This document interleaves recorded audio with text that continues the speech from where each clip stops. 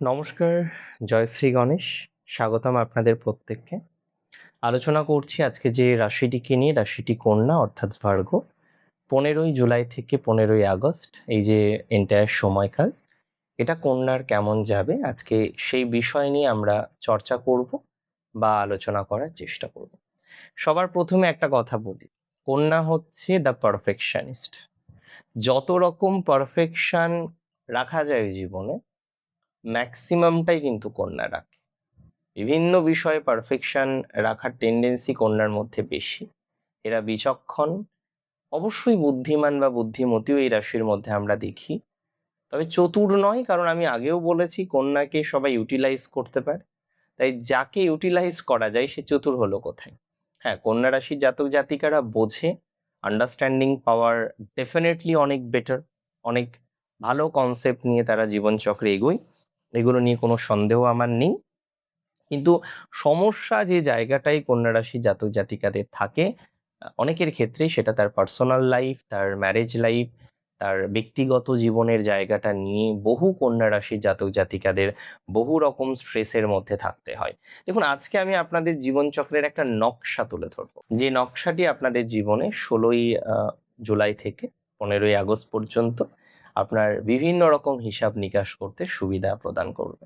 সবার প্রথমে আসি আপনাদের হেলথ বা স্বাস্থ্যে। ষষ্ঠে শনি, মাথায় রাখবেন ক্রনিক কোনো ডিজিজ থেকে এই সময়ে শনি বক্রগতিতে যাচ্ছে। আপনি যদি কোনো ক্রনিক ডিজিজের কারণে চূড়ান্ত ভোগান্তির মধ্যে থাকেন, ক্রনিক কোনো ডিজিজের কারণে যদি আপনি সমস্যার মধ্যে থাকেন, সেই ক্রনিক ডিজিজ থেকে মুক্তির একটা সম্ভাবনা দেখতে পাচ্ছি। আপনার রোগ প্রতিরোধ ক্ষমতাটা বাড়বে। তবে আপনার রাশির মালিক বুধ, সে দ্বাদশে আসবে, দ্বাদশেও আসবে। একটু অতিরিক্ত চিন্তা বাড়তে পারে, অনিদ্রা বাড়তে পারে, পেটের কোনো সমস্যা তৈরি হওয়ার মতো প্রবল সম্ভাবনা দেখতে পাচ্ছি। কোনো না কোনোভাবে পেটের সমস্যা আপনার তৈরি হতে পারে। একটু হেলদি খেতে হবে, একটু হেলদি থাকতে হবে। এই সময় কন্যার সব থেকে বড় পরামর্শ হচ্ছে স্বাস্থ্যটাকে নিয়ন্ত্রণে রাখা। এই সময় কন্যার সব থেকে বড় পরামর্শ হচ্ছে নিজের হেলথটাকে ঠিকঠাক রাখা। যত বেশি হেলথটাকে ঠিকঠাক রাখতে পারবেন, আগামীতে তত বেশি ভালো থাকা যায়।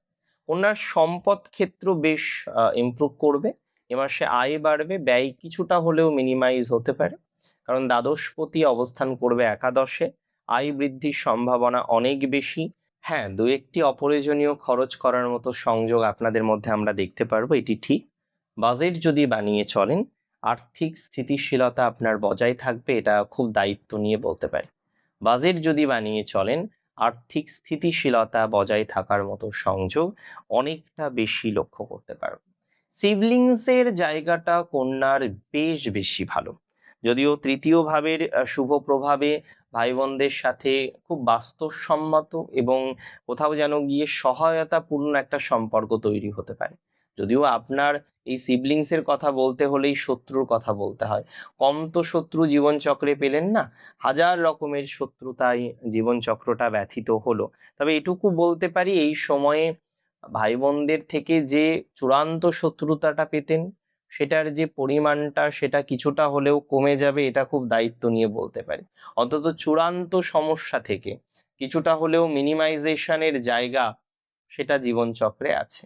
অন্তত চূড়ান্ত সমস্যা থেকে কিছুটা হলেও পজিটিভিটির সম্ভাবনা আমরা লক্ষ্য করতে পারছি। এবং আমি এটুকু বলে দিই, যাদের আইনি জটিলতা কন্যার চলছে, আইনি জটিলতা যে সমস্ত কন্যা রাশির জাতক জাতিকাদের চলছে, সেই আইনি জটিলতা থেকে কন্যা রাশির জাতক বা জাতিকারা অনেকটাই ডেভেলপমেন্ট পাবেন, অনেকটাই পজিটিভিটি পাবেন। এটা দায়িত্ব নিয়ে কিন্তু আমি আপনাদের বলতে পারি, আইনি জটিলতা থেকে বেরিয়ে আসার মতো সংযোগ কন্যা রাশির দেখতে পাচ্ছি। কন্যা রাশির এডুকেশনাল জায়গাটা ভালো। যারা অ্যাকাউন্টস নিয়ে পড়ছেন, যারা ডেটা সায়েন্স নিয়ে পড়ছেন, গণিত বিদ্যা নিয়ে যারা এগোনোর চেষ্টা করছেন, আইন বা ব্যাংকিং সেক্টরে যারা পড়াশোনা করছেন এবং তারা তাদের নিজেদের সেরা পারফরমেন্স দিতে পারবেন, এটা দায়িত্ব নিয়ে বলতে পারি। প্রেমের ক্ষেত্রে বা রিলেশনশিপের ক্ষেত্রে এই মাসে আপনার যে খুঁতখুঁতে স্বভাব বা সঙ্গীর ভুল ধরার প্রবণতা, সেটা কিন্তু এড়িয়ে চলতে হবে। সম্পর্কে পারফেকশন খোঁজার থেকে এই সময় ভালোবাসাকে বেশি প্রাধান্য দিন। সোলমেট, ঠিক আছে, শব্দটা খুব সুন্দর, সবসময় তো সেই জায়গাটা নাও পাওয়া যেতে পারে।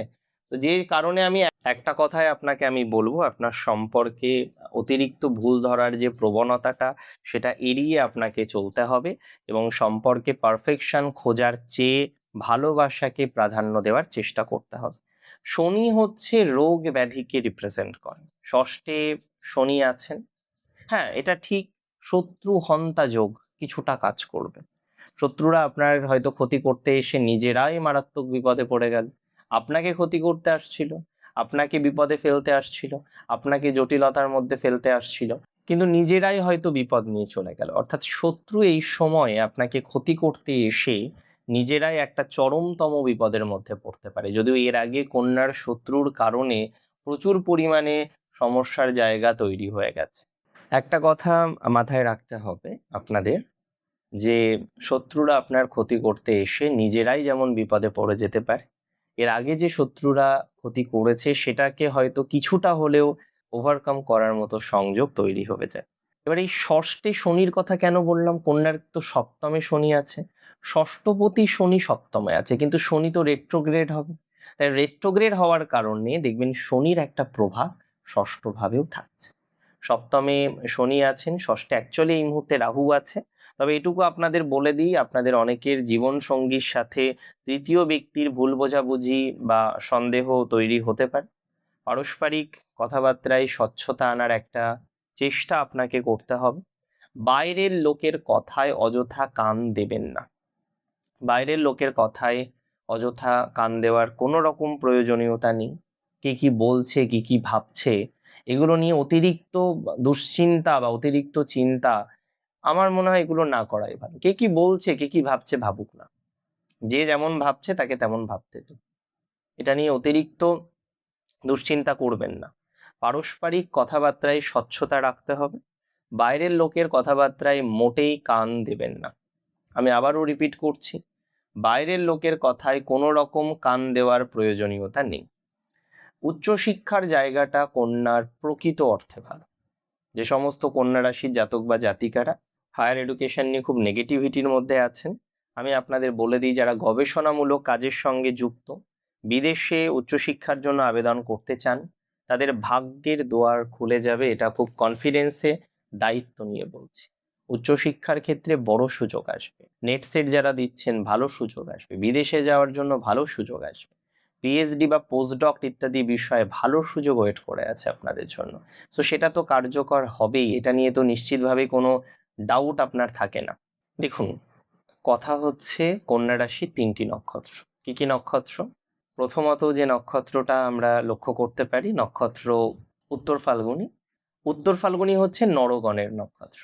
এই নরগণের নক্ষত্র উত্তর ফাল্গুনীর জীবনচক্রে প্রচুর পজিটিভিটির জায়গা আসবে এ মাসে। কেন বলুন তো? এই সময়ে শ্রাবণে এমন কি হতে পারে উত্তর ফাল্গুনীর?